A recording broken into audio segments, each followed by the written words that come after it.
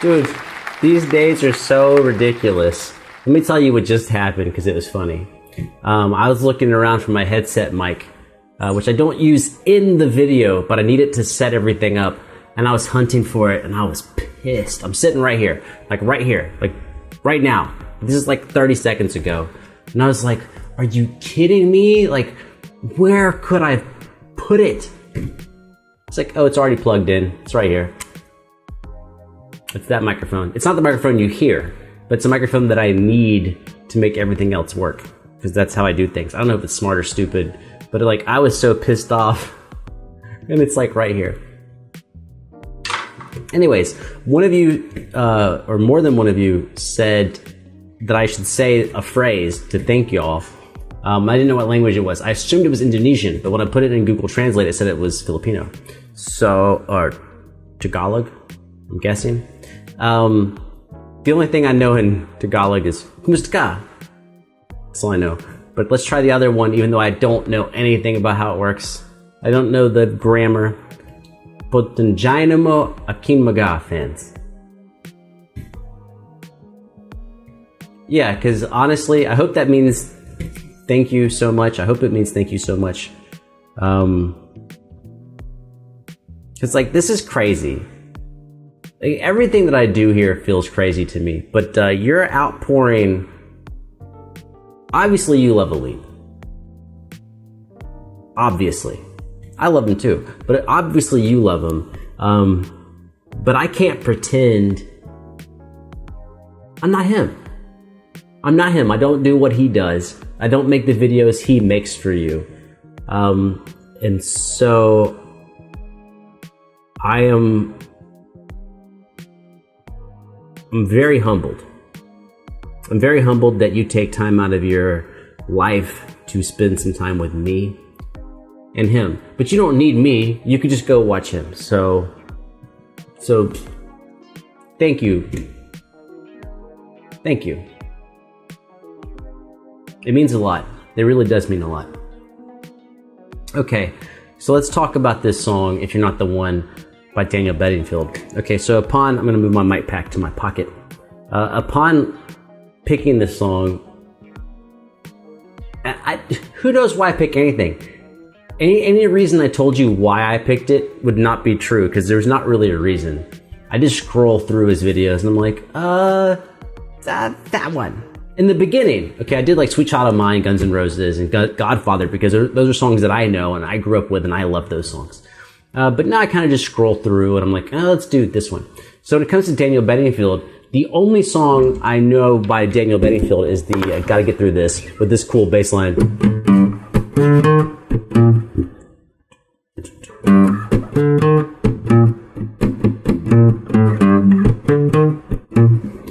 But some of you asked, you're like, hey, can you sometimes like listen to the song he's playing? Which I'm not going to be able to do every time. I don't think I'm going to be able to. But on this one, I typed in If You're Not the One. It turns out I actually had heard this song before. So anyways, that's what's up. I'm not very familiar with this song. I'm not super familiar, but it is a song I've heard before. But again, with Alip, I think it's one of those things where I don't need to know the songs he's playing, because his playing is so beautiful. So let's take a breath. You don't have to take a breath. I'm going to take a breath. Let's take a breath and just enjoy some awesome guitar playing. Oh, and so there's different groups of people here, by the way. There's different groups of people. So like, there's a big percentage of you that are like, thank you so much for explaining things that he does. And there's another group of you that are like, dude, stop doing that. Like, get it out of the way. And I understand, there's different groups of people. So why do I do that? Like, why do I tell you some things that he does? And it's because how I grew up with the guitar. And the guys that I grew up idolizing as just amazing guitar players were, Joe Satriani, Steve Vai, Eric Johnson, Steve Morse, and then of course lead guitarists in other bands, Kirk Hammett, just different guitarists. And when I was growing up, I didn't have a way to know how they were doing things. I was like, how do they do that? So this is my attempt to actually, like, all these videos are an attempt to pay. I'm actually talking to me when I was a kid, which is like, here's how some of this works. So that's why I'm making, it's a funny idea,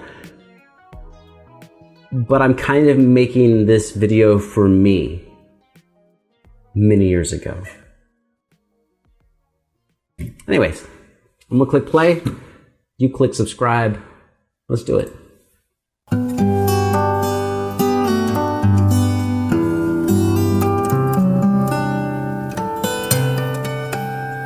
He does so many, I'm not gonna talk about anything right now, but I just wanna let you know that just what he's done in 10 seconds, we could spend 20 minutes talking about just these 10 seconds.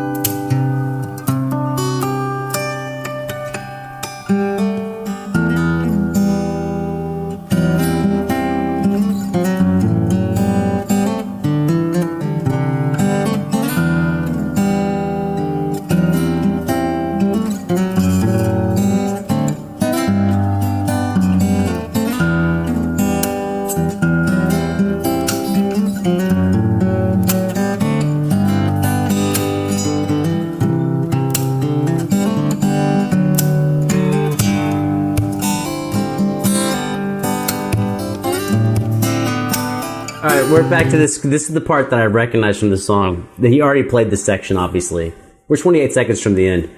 Well, I guess we're 28 seconds from the end. I guess I should just shut up and get out of the way, and then I'll tell you some things about what's going on.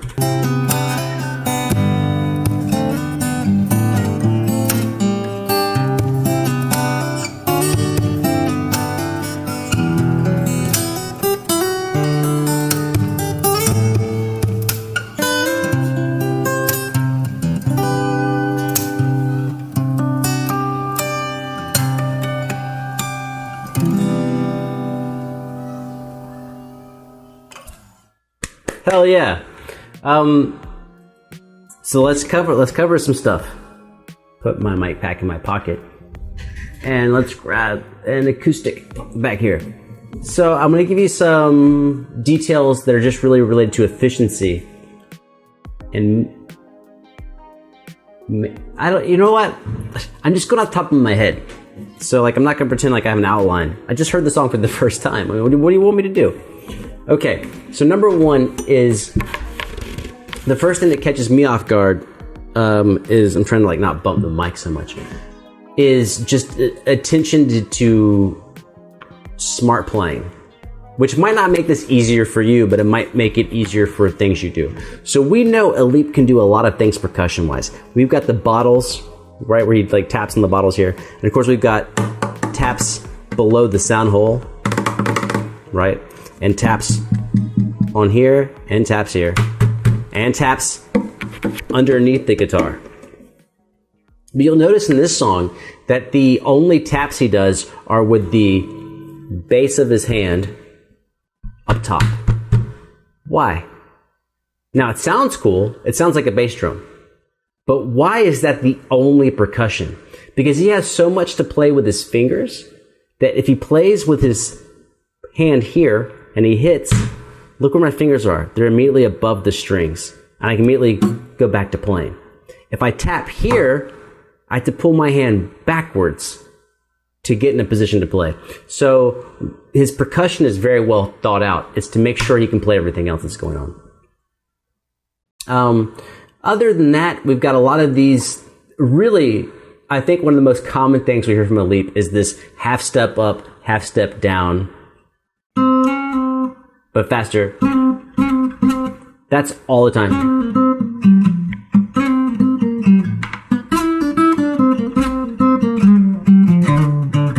Which adds a really awesome vocal quality to it. And then in this one, something that he did that was pretty awesome was he would play something, hit the guitar, notice it's still ringing.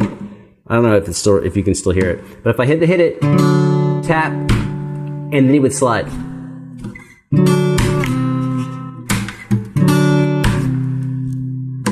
Which is it's a cool way of making like extra notes happen. And let's do one more thing on his harmonics. And this is something I've seen a lot of his videos now, maybe 40. And I never know which level of guitar player I'm talking to, so sorry. Whenever you see this, whenever you see him hold his finger out, and he's plucking with his thumb, he's always doing harmonics. Right? But if you ever see him go over the sound hole, he's over here where there's no neck. He's back here. He's always doing what would be a 2-octave harmonic, or maybe more importantly for you, a 24th fret harmonic. And what that means is, this is weird, you gotta visualize, because it's not actually here, you have to visualize, because my guitar's got like 19 frets. And his guitar, I think, has 19. Maybe 18, 19, 18. All of these acoustics, they're all basically the same, as far as how the dimensions are constructed. But if there were 5 more frets, if there were 24 frets, he's holding his index finger over where the 24th fret would be. Where's it on mine? I can't even hear it. There it is. Hear that? I'm over the sound hole. There's no fret there.